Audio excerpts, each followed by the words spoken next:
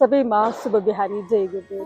आज सरस्वती पूजा ज्ञान विवेक र शान्तिको आराधना गरेर सरस्वती माताको कृपाले हामी सबैमा मनमा शान्ति, विचारमा शुद्धता, जीवन सकारात्मकतर्फ अगाडि बढोस्।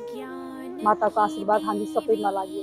नमो नमः हंसवाहिनी, नमो नमः।